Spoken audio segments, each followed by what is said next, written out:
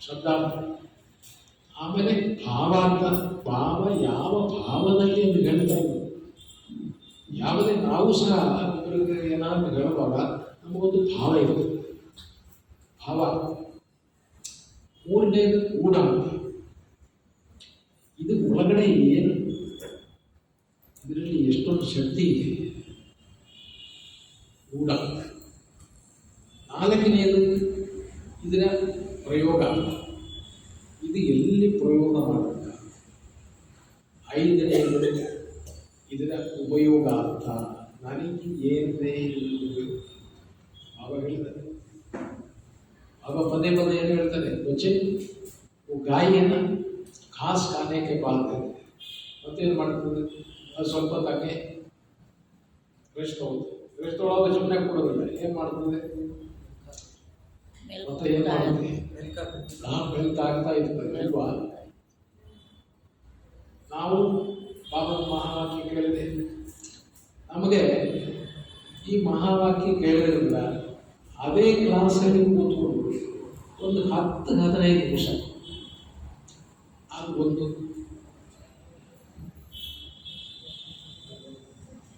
ಇದು ಏನೇನು ಬಾಬಾ ಏನೇನು ಹೇಳಿದ್ದಾರೆ, ವಾಸ್ತವದಲ್ಲಿ ಏನೇನು ಹೇಳಿದ್ದಾರೆ, ಇವತ್ತಿನ ದಿವಸ ನನ್ನ ಉನ್ನತಿಗೋಸ್ಕರ ಬಾಬಾ ಏನೇನು ಹೇಳಿದ್ದಾರೆ. बाबा ने कहता है अपने कमजोरियों को और गलतियों को नोट करके उसको परिवर्तन करने के लिए मनन चिंतन करो. ನಾವು ನೋಡ್ಲಿಕ್ಕೆ ಹೇಳಿದ್ರಲ್ಲ, ನಮಗೆ सॉल्यूशंस बाबा ಕೊಟ್ಟಿರ್ತಾರೆ. मीठे बच्चे किसी को दुख नहीं देना है, किसी की ग्लानि नहीं करना है, किसी के प्रति दुर्भावना नहीं रखना है, सबके प्रति सुभावना रखना है. बाबा ಇವತ್ತು ಹೇಳಿದ್ದಾರೆ, ನಾನು ನನ್ನನ್ನು ನೋಡ್ತಾ ಇದ್ದೆ, ನಾನು ಎಲ್ಲಿ ನಿಂತಿದ್ದೇನೆ,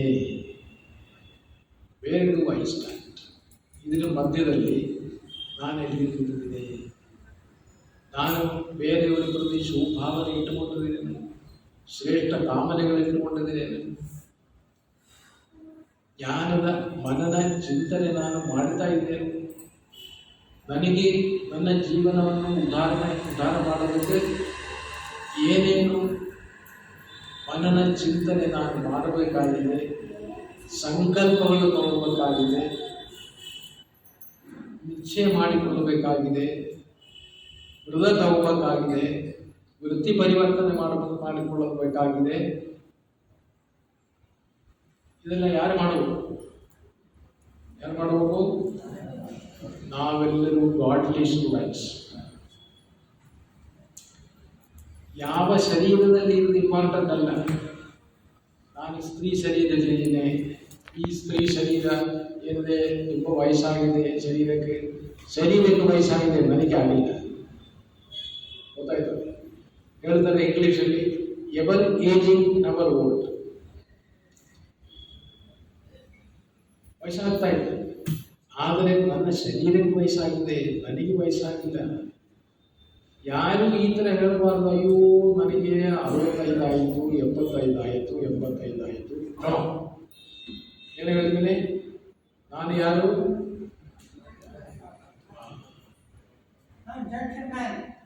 ಎಸ್ ನೋಡಿ, ಎಸ್ ಸಂಕಲ್ಪದಲ್ಲಿ ಆ ಸಂಕಲ್ಪ ಜೈಸಾ ಆಪ್ ಸೋಚೆಗೆ ವೈಸೆ ಆಪ್ ಬನ್ ಜಾತಾ ಹೈ. ಹೇಗೆ ವಿಚಾರ ಮಾಡ್ತದೆ ಹಂಗೆ ನಿಮ್ಮಲ್ಲಿ ಎನರ್ಜಿ ಬರ್ತಾ ಇರ್ತದೆ. ಆತ್ಮದಲ್ಲಿ ಅಪಾರ ಶಕ್ತಿ ಇದೆ.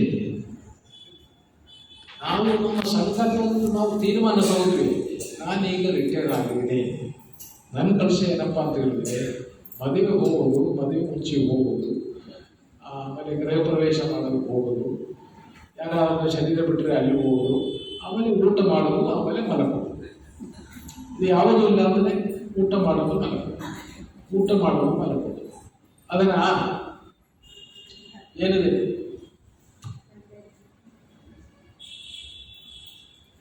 ಆ ಕಳಿಸೋದ್ರೆ ಅದು ಮುಕ್ತಿ ಆಯಿತು. ಮತ್ತು ಇನ್ನು ತುಂಬ ಕೆಲಸಗಳು ನನಗೆ ಮಾಡಲಿದೆ. ಈ ಶರೀರ ಬಿಡೋದಕ್ಕೆ ಮುಂಚೆ ನನಗೆ ತುಂಬ ಕೆಲಸಗಳು ಮಾಡಿ ಬರಬೇಕಾಗಿದೆ. ನಾವೆಲ್ಲ ಬ್ರಾಹ್ಮಣ ಕುಲಪುರುಷರಲ್ಲಿ ಕೂತುಕೊಂಡ್ರ ಇದು ಯಜ್ಞ ನಡೆಸವರು ಯಾರು? ಯಜ್ಞದ ಹೆಸರೇನು? ಯಜ್ಞದ ಹೆಸರೇನು? ಯಜ್ಞದ ಹೆಸರೇನು? ಅವಿನಾಶಿ ರುದ್ರ ಗೀತಾ ಜ್ಞಾನ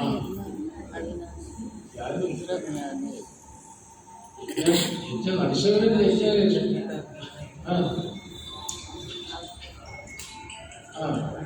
ಅಶ್ವಮೇಧ, ಅವಿನಾಶಿ, ಇದು ನಡೆಸೋರು ಎಲ್ಲ ಬ್ರಾಹ್ಮಣರು ಸೇರಿ. ಈ ಥರ ಎಲ್ಲ ಅವರು ಶಕುಂತಲ ಹಾಕೋರಿದ್ದಾರೆ, ಅವ್ರು ನೋಡಿಕೊಳ್ತಾರೆ. ಗೊತ್ತಾಯ್ತು. ನಾವೆಲ್ಲರೂ ಕೂಡಿ ಈ ಮಹಾಯಜ್ಞ ನಡೆಸ್ತಾ ಇದ್ದೆ. ಇದು ನಮಗೆ ನೆನಪಿರಬೇಕು. ಗೊತ್ತಾಯ್ತು. ಯಜ್ಞ ನಡೆಸೋದು ನಾವು. ಆವಾಗ ನಾವು ಇಷ್ಟೊಂದು ಜನ ಕೂತಿದ್ದೀವಿ. ಇದೆಲ್ಲ ಬಾಬಂದು ಹ್ಯೂಮನ್ ರಿಸೋರ್ಸಸ್. ಗೊತ್ತಾಯ್ತಾ? ನಾವು ಒಬ್ಬೊಬ್ಬರು ಒಂದೊಂದು ಗೀತ ಪಾಠಶಾಲೆ ನಡೆಸಬೇಕಾಗ್ತದೆ. ಶಕುಂತಲ ಹಾಕಿದ್ರೆ ಅವರು ಭಾಗ್ಯ ಮಾಡಿಕೊಡ್ತಾರೆ.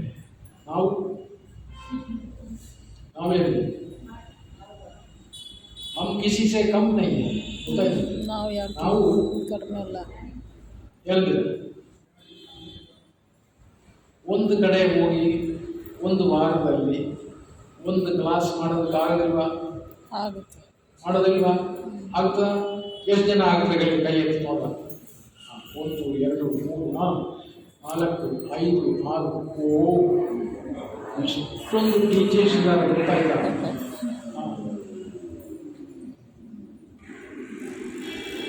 ನಮ್ಮ ಜೀವನದಿಂದ ಈ ಪ್ರಪಂಚಕ್ಕೆ ಯಾವಾಗಲೂ ಏನಾದರೂ ಏನರಿಂದ ಸೇವೆ ಆಗ್ತಾ ಇರಬೇಕು. ಗೊತ್ತಾಯ್ತು? ಸುಮ್ಮನೆ ನಾವು ಕೊಡಬಾರ್ದು. ಏನಾದರೂ ಈ ಪ್ರಪಂಚಕ್ಕೆ ಏನದಲ್ಲ, ಪ್ರಪಂಚದ ಕಲ್ಯಾಣಕ್ಕೋಸ್ಕರ ಏನಾದರೂ ನಾವು ಮಾಡ್ತಾ ಇದ್ದೀವಿ. ಶಕುಂತಲ ಅವ್ರಿಗೆ ಹೇಳಬೇಕಾಗ್ತದೆ. ನೋಡಿ, ನಮ್ಮ ಏರಿಯಾದಲ್ಲಿ ಒಂದು ಗೀತಾ ಪಾಠಶಾಲೆ ಓಪನ್ ಮಾಡಿ ಕ್ಲಾಸ್ ನಾನು ಒಂದು ದಿವಸ ಮಾಡ್ತೇನೆ, ಇವರೊಂದು ದಿವಸ ಮಾಡ್ತಾರೆ, ಅವರೊಂದು ದಿವಸ ಮಾಡ್ತಾರೆ, ಅವರೊಂದು ದಿವಸ ಮಾಡ್ತಾರೆ. 7 ದಿವಸ ಕ್ಲಾಸ್ ಆಯಿತು. ಓಂ ಶಾಂತಿ. ನೋಡಿದ್ರ? ಆ ಥರ ನಾವೆಲ್ಲರೂ ಸೇರಿ ಒಂದು ವರ್ಷ ಒಂದು 5 ಗೀತಾ ಪಾಠಶಾಲೆ ಓಪನ್ ಮಾಡೋಕ್ಕಾಗಲ್ವಾ? ಇಷ್ಟೊಂದು ಟೀಚರ್ಸ್ ಕೂತ್ಕೊಂಡು 5 ಗೀತಾ ಪಾಠಶಾಲೆ, ಒಂದೊಂದು ಗೀತಾ ಪಾಠಶಾಲೆಯಲ್ಲಿ ಮಿನಿಮಮ್ 25 ಆತ್ಮಗಳು ಬರ್ತಾರೆ. ಸಂಪರ್ಕದಲ್ಲಿ ಬರ್ತಾರೆ.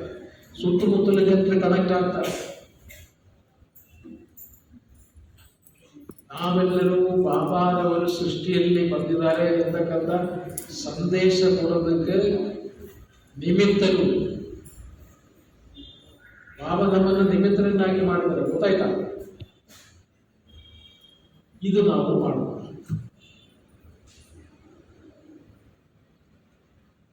ಆವಾಗ ಏನಾಗುತ್ತದೆ? ನಾವು ಬ್ರಾಹ್ಮಣ ಕುಲಪುರುಷನಾಗಿ ಇದ್ದ ನಮಗೆ ಈ ಸರ್ವಶ್ರೇಷ್ಠ ಜನ್ಮ ಸಿಕ್ಕಿದೆ. ಇದು ಸಫಲ, ನಮ್ಮ ಜೀವನ ಸಫಲ ಆಗುತ್ತೆ ತಾನೆ. ಸಫಲ ಮಾಡಿಕೊಳ್ಳೋದಕ್ಕೆ ಇದೊಂದು ರೀತಿ.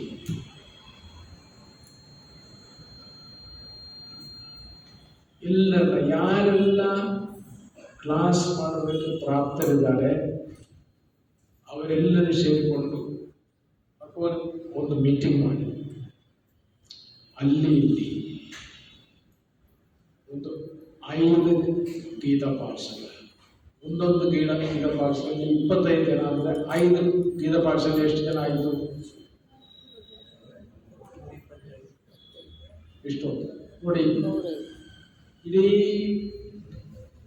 ಏನಲ್ಲ, ಇಲ್ಲಿ ನಮ್ಮ ಈ ಸೆಂಟರ್ ಸಂಪರ್ಕದಲ್ಲಿ ಎಷ್ಟು ಜನ ಬಂದಿದ್ದಾರೆ ಇವತ್ತು ಪಟ್ಟಿಯಲ್ಲಿ.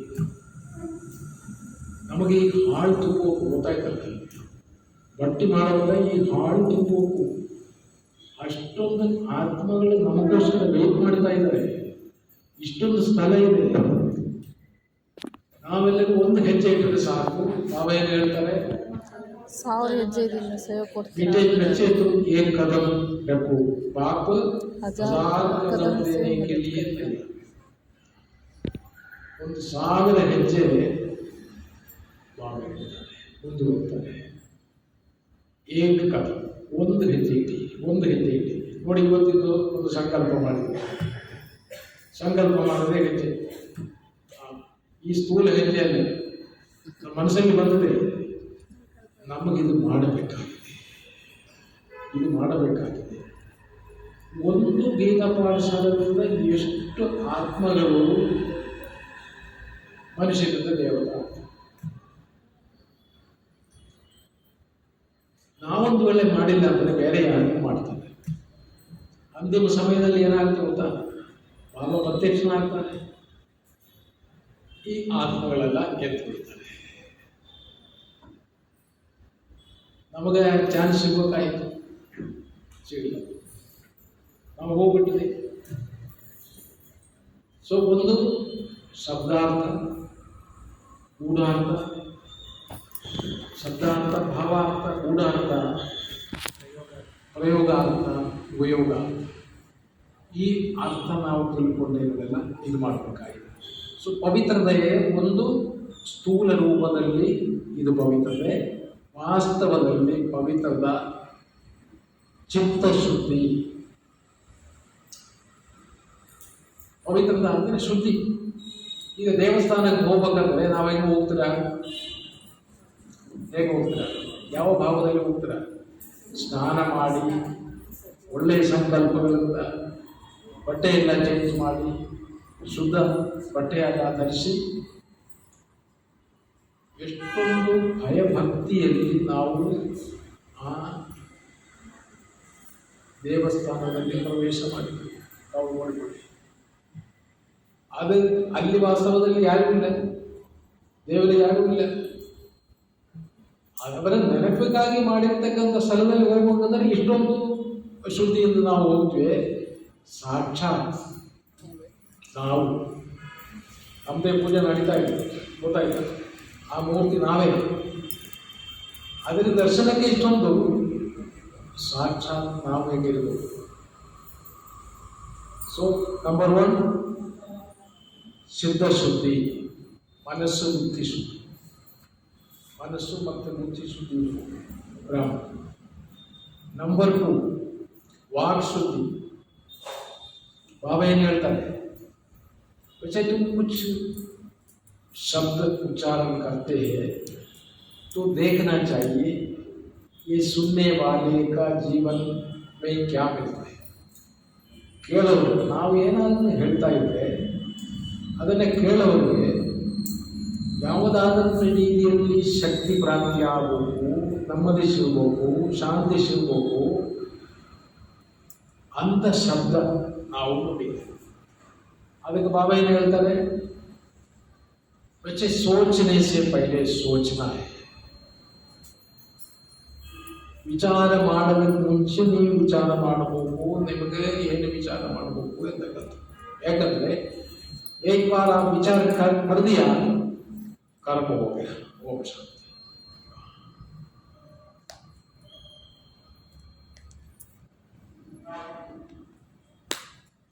तो चित्त शुद्धि, वाक शुद्धि, कम बोलना, धीरे बोलना, मधुर बोलना, सुमान से बोलना. अलग विचार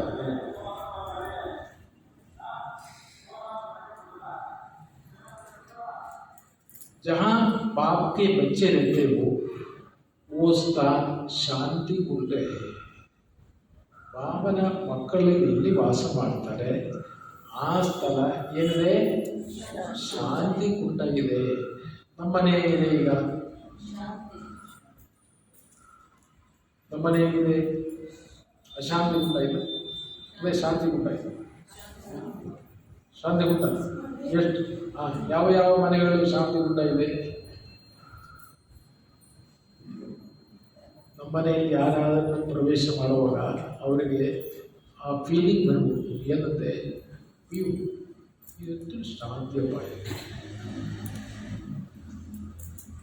ಸುಖದ ಅನುಭವ ಅಲ್ಲಿ ಕೂಡಬೇಕಂತ ಅನ್ಸ. ಹಂಗಲ್ಲ ನಮ್ಮ ಮನೆಯಲ್ಲಿ ಒಳಗೆ ಬಂದ ಅಯ್ಯೋ ಗಡೆ ಬಿಡಪ್ಪ ಹೋಗಿ ಓಡಿ ಹೋಗಿ.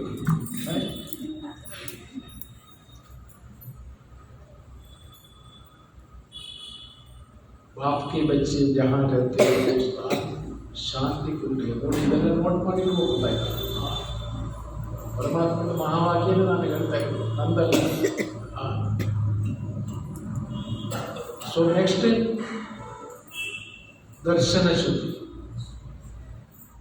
ಬಾಬಾ ಏನು ಹೇಳ್ತಾರೆ ನಾವು, ಮುझे बच्चे क्या देखना है क्या नहीं देखना है,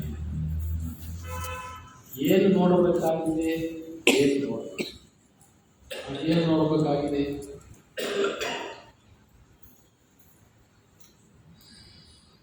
इस स्थूल आंखों से देखने को नहीं होता, उसको देखना है. ಈ ಸ್ಥೂಲ ದೃಷ್ಟಿಯಿಂದ ನೀವು ಏನು ನೋಡ್ತೀರಾ ಅದನ್ನು ಸೂಕ್ಷ್ಮವಾಗಿರ್ತಕ್ಕಂಥ ಅಸ್ತಿತ್ವವನ್ನು ನೋಡೋದಕ್ಕಾಗುತ್ತೆ. ಯಾವುದು ಆತ್ಮಕ್ಕೂ देखने ದೃಷ್ಟಿ. ಆತ್ಮನ ನೋಡು, ಪರಮಾತ್ಮನ ನೋಡು, ಪರಮಧಾಮ ನೋಡೋದು. ಈ ದೃಷ್ಟಿಯಿಂದ ನಾವು ಶರೀರ बाबा कहते हैं बच्चे किसी की शरीर को देखना ही नहीं, शरीर मिट्टी, शरीर की याद आना माना मिट्टी को याद करना. बाबा का महावाक्य. शरीर ನೆನಪು ಬಂದರೆ ಮಣ್ಣಿನ ನೆನಪು ಮಾಡಿದ್ರೆ ಶರೀರ ಅಂತಾನೆ ಪಂಚತತ್ವಗಳನ್ನು ಮಾಡಿರ್ತಕ್ಕಂಥದ್ದು. ಇವತ್ತು ಹಿಂಗಿರ್ತದೆ, ನಾಳೆ ಹಿಂಗಿರ್ತದೆ, ವರ್ಷಗಳಾದ ನಂತರ ಹಿಂಗಾಗುತ್ತದೆ ಅಲ್ವಾ? ಹಾಗೆ ವಿರೂಪ ಆಗ್ತಾ ಇರ್ತದೆ. ವಿರೂಪ ಸ್ಥೂಲ ವಸ್ತುಗಳು ನಿರಂತರವಾಗಿ ಪರಿವರ್ತನೆ ಆಗ್ತಾ ಇರ್ತದೆ. ಸ್ಥೂಲ ವಸ್ತುಗಳು ನಿರಂತರವಾಗಿ ಪರಿವರ್ತನೆ ಆಗೋದು ಮಾತ್ರ ಅಲ್ಲ, ವಿರೂಪ ಆಗ್ತಾ ಇರ್ತದೆ, ಹಳೇದಾಗ್ತಾ ಇರ್ತದೆ. ಅದಕ್ಕೆ ಬಾಬಾ ಏನು ಹೇಳ್ತಾರೆ, किसको देखना है, आत्मा को देखना है. ನಮ್ಮ ದೃಷ್ಟಿ ಆತ್ಮಿಕ ದೃಷ್ಟಿ, ಶೂದ್ರ ಶಾರೀರಿಕ ದೃಷ್ಟಿ. ಅವೇನು ಹೇಳ್ತಾರೆ, मीठे बच्चे शरीर को देखने वाले चंडाल है. ಇನ್ನೊಂದು ಬ್ರಾಕೆಟ್,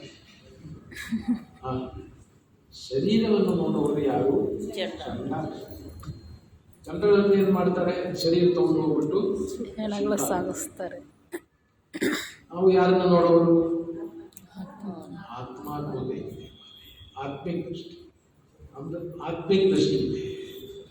ಆತ್ಮಿಕ ದೃಷ್ಟಿಯಿಂದ ನಾವು ಎಲ್ಲರೂ ನೋಡೋದು. ಆಮೇಲೆ ಶ್ರವಣ ಶುದ್ಧಿ. ಆಮೇಲೆ ಹೇಳ್ತಾರೆ ಕ್ಯಾ ಸುನ್ನ ಹೇ ಕ್ಯಾ ನೈ ಸುನ್ನ ಹೇ. ಯಾರದಾದರೆ ನಮಗೆ ಲೋಪದೋಷಗಳು ಹೇಳ್ತಾ ಇದ್ದಾರೆ, ಅಲ್ಲಿಂದ ಮಾತು ಹೇಳ್ತಾ ಇದ್ದಾರೆ, ಇವರ ಮಾತು ಹೇಳ್ತಾ ಇದ್ದಾರೆ, ಆ ಮಾತು ಹೇಳ್ತಾ ಇದ್ದಾರೆ. ನೋ, ನನಗೇನು ಕೇಳಬೇಕಾಗಿದೆ, ಪರಮಾತ್ಮನ ಮಧುರ ಮಹಾವಾಕ್ಯಗಳು ಕೇಳೋದಕ್ಕೋಸ್ಕರ ಈ ಕಿವಿ ಇರ್ತದೆ. ಬೇರೆಯವರ ಲೋಪದೋಷಗಳನ್ನು ಕೇಳೋದಕ್ಕೋಸ್ಕರ ಅಲ್ಲ ಇರುವುದು. ಪರಚಿಂತನೆ ವಿಚಾರ ಕೇಳೋದಕ್ಕೋಸ್ಕರ ಅಲ್ಲ ಇರುವುದು. ಪರಮಾತ್ಮನ ಮಹಾವಾಕ್ಯ ಕೇಳೋದಕ್ಕೋಸ್ಕರ, ಈಶ್ವರಿಯ ಕಾಯ್ದೆಗಳನ್ನು ಕೇಳೋದಕ್ಕೋಸ್ಕರ ಇರುವುದು.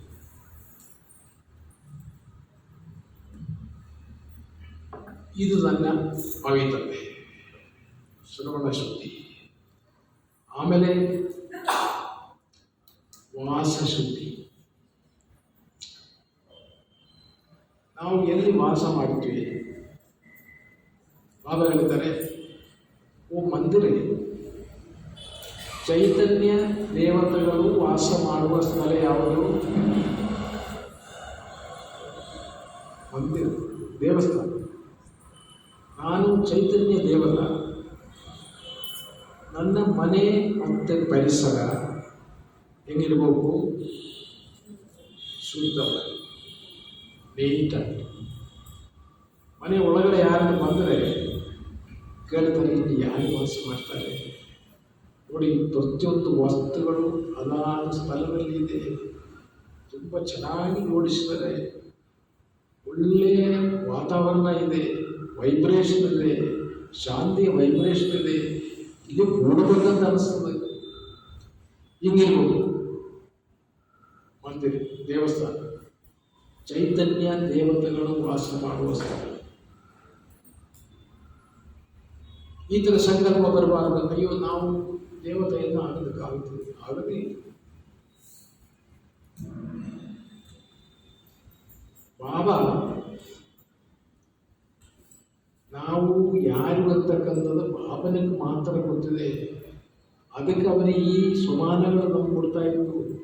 ಸಮಾನಗಳಂತ ಹೇಳಿದ್ರೆ ನಮ್ಮ ನಿಜವಾದ ವ್ಯಕ್ತಿತ್ವ, ಅಸಲ್ ವ್ಯಕ್ತಿತ್ವ, ಆದಿ ಅನಾದಿ ಸ್ವರೂಪದಲ್ಲಿ ನಾವು ಯಾರು ಇರಬೇಕಂದ್ರೆ ಅದೇ ನಮ್ಮ ಒರಿಜಿನಲ್ ವ್ಯಕ್ತಿತ್ವ. ಈ ವಾಪಸ್ಸು ಆಚೆ ಬಂದಿರತಕ್ಕಂಥ ವ್ಯಕ್ತಿತ್ವ ಇರೋದಿಲ್ಲ, ಅದು ನಮ್ಮ ನಿಜವಾದ ವ್ಯಕ್ತಿತ್ವ ಅಲ್ಲ. ನಮ್ಮ ನಿಜವಾದ ವ್ಯಕ್ತಿತ್ವ ಏನಿದೆ? ನಾವು ದೇವಿ ದೇವತೆಗಳಾಗಿದ್ದೇವೆ. ಆದಿಯಲ್ಲಿ ಅನಾದಿ ಸ್ವರೂಪದಲ್ಲಿ ಪರಮಾತ್ಮನ ಸಮೀಪದಲ್ಲಿ ವಾಸ ಮಾಡ್ತಾ ಇದ್ದ ಆತ್ಮಗಳು. ಅದಕ್ಕೆ ಬಾಬಾ ಹೇಳ್ತಾರೆ, ಬಚ್ಚೆ ಕುಮಾರಿ ಚಮಕ್ ದೂಸರಿ ಆತ್ಮೋ ಸೇರಿ ಅದಕ್ಕೆ. ಯಾಕಂದರೆ ಪರಮಾತ್ಮನ ಸಮೀಪದಲ್ಲಿ ಬಾಬಾವ್ರದ್ದು ನಮಗೆ ಶಕ್ತಿ ಸಿಕ್ಕಿದೆ. ಆ ಪ್ರಕಾಶ ಬೇರೆ ಆತ್ಮಗಳಿಗಿಂತಲೂ ಜಾಸ್ತಿ ಇತ್ತು. ಅದಕ್ಕೆ ಅನಾದಿ ಮತ್ತು ಆದಿ ಸ್ವರೂಪದಲ್ಲಿ ನಾವು ಆಗಿದ್ವಿ. ಅದಕ್ಕೆ ನಾವು ಆ ಸಂಕಲ್ಪದಲ್ಲಿ ಒಂದು ವೇಳೆ ತಾವು ತಮ್ಮ ಮನೆಯಲ್ಲಿ ಇರುವುದಾದರೆ, ತಮ್ಮ ಮನೆಯಲ್ಲಿ ಯಾರನ್ನು ಬಂದರೆ ಅವರಿಗೆ ಸಾಕ್ಷಾತ್ಕಾರ ಬಾಬಾ ಅವರಿಗೆ ಸಾಕ್ಷಾತ್ಕಾರ, ನಿಮ್ಮ ಸಮಾನದ ಪ್ರತ್ಯಕ್ಷತೆ ಅಲ್ಲಿ ಕಂಡು ಬರ್ತದೆ. ಅದಕ್ಕೆ ವಾಸ ಶುದ್ಧಿ, ಆಮೇಲೆ ವಸ್ತ್ರ ಶುದ್ಧಿ. ಸಿಂಪಲ್ ಆಗಿರ್ತೀವಿ ನಾವು. ಆದರೆ ನಮ್ಮ ಸುತ್ತಮುತ್ತಲು ಏನಿರುತ್ತದೆ, ಶಾಂತಿಯ, ಆನಂದದ, ಪವಿತ್ರತೆಯ ಆ ಓರ ಇರ್ತದೆ. ಆ ಓರ ಇರ್ತದೆ. ಆ ಓರ ಅದಕ್ಕೊಳಗಡೆ ಯಾರು ಬರ್ತಾರೆ ಅವರಿಗೆ ಅದರಿಂದ ಅನುಭವ ಆಗ್ತದೆ. ಬೇರೆಯವರ ಸಂಪರ್ಕದಲ್ಲಿ ಬರಬೇಕಂತಲೂ, ಬೇರೆಯವರ ಸಮೀಪದಲ್ಲಿ ಬರಬೇಕಂತಲೂ ನಮ್ಮ ಸಮೀಪದಲ್ಲಿ ಬಂದಾಗ ಅವರಿಗೆ ಇದೆಲ್ಲ ಅನುಭವ ಆಗ್ತದೆ. ಪರಮಾತ್ಮನನ್ನು ನೆನಪು ಮಾಡ್ತಾ ಮಾಡ್ತಾ ಆ ಪರಮಾತ್ಮನ ಶಕ್ತಿ ಏನದಲ್ಲ ನಮ್ಮಲ್ಲಿ ಹಂಗೆ ಜಮ ಆಗ್ತಾ ಇರ್ತದೆ. ಅದು ನಮ್ಮ ಸುತ್ತಮುತ್ತಲು ಆ ಅವರ ಪ್ರಭಾಮಂಡಲ ಅದಿರ್ತದೆ. ಆಮೇಲೆ ಸಂಪರ್ಕ ಶುದ್ಧಿ. ನಾವು ಎಷ್ಟೋ ಜನರ ಸಂಪರ್ಕದಲ್ಲಿ ನಾವು ಬರ್ತೀವಿ. ಸಂಪರ್ಕದಲ್ಲಿ ಬಂದರೆ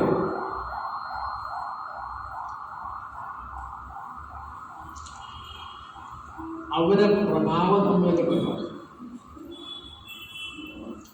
ಸಂಪರ್ಕದಲ್ಲಿ ಬರಲೇಬೇಕು, ಪ್ರಪಂಚದಲ್ಲಿ ಇರುವಾಗ ಸಂಪರ್ಕದಲ್ಲಿ ಬರಲೇಬೇಕು. ಆದರೆ ನಮ್ಮ ಪ್ರಭಾವ ಅವರ ಮೇಲೆ,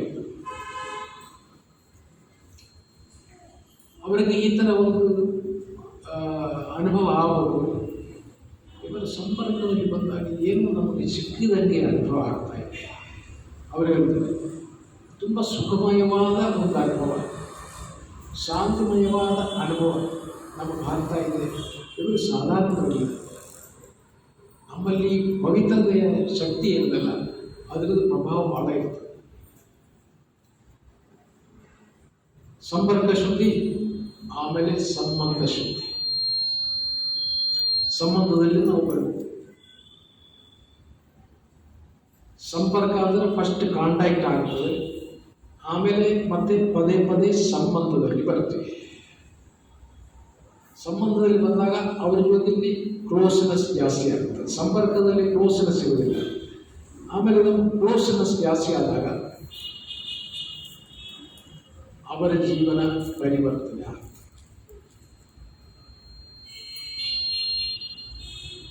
ನಮ್ಮ ವ್ಯಕ್ತಿತ್ವದ ಪ್ರಭಾವ ಅವರ ಮೇಲೆ ಬೀಳ್ತಾ ಇದೆ. ಆಮೇಲೆ ಅವರಿಗೆ ಸೆಂಟ್ರಲ್ ಸ್ಪೋರ್ಟ್ಸ್ ಮಾಡ್ತಾರೆ. ಆಮೇಲೆ ಅವರಿಗೆ ಬ್ರಾಹ್ಮಣ ಜೀವನ ಒಳ್ಳೆಯದನಿಸ್ತದೆ. ನೋಡಿ, ಸಿಂಪಲ್. ಇದೆಲ್ಲ ನಮ್ಗೆ ಗೊತ್ತಿಲ್ಲದಂಗೆ ಈ ಪ್ರಾಸೆಸ್ ಆಗ್ತಾ ಇರ್ತದೆ. ವೈಬ್ರೇಷನ್ ಆ ಶಕ್ತಿಯಿಂದ ಇದಾಗ್ತಾ ಇರ್ತದೆ. ಆಮೇಲೆ ಅನ್ನಶುದ್ಧಿ. ಅನ್ನಶುದ್ಧಿ ಇದು ಬಹಳ ದೊಡ್ಡ ಭಾವ ಇದೆ. ನಾವು ಕೋರ್ಸ್ ಮಾಡೋವಾಗ ಹೇಳ್ತೀವಿ ಅಲ್ವಾ, ಈ ಅನ್ನಶುದ್ಧಿ ಏನಾಗುತ್ತೆ ಗೊತ್ತಾ, ಸ್ಟಾರ್ಟಿಂಗಲ್ಲಿ ಸ್ವಲ್ಪ ಸ್ಟ್ರಿಕ್ಟ್ ಆಗಿರ್ತದೆ ನಾವು. ಆಮೇಲೆ ನಿಧಾನ ನಿಧಾನ ನಿಧಾನ ನಿಧಾನ ಏನಾಗ್ತದೆ, ಇದು ಸ್ವಲ್ಪ ಲೂಸ್ ಆಗ್ತಾ ಹೋಗ್ತದೆ. ಸಂಬಂಧಿಗಳ ಮನೆಯಲ್ಲಿ ಹೋದಾಗ ಅವ್ರಿಗೆ ಹೇಳ್ತಾರೆ,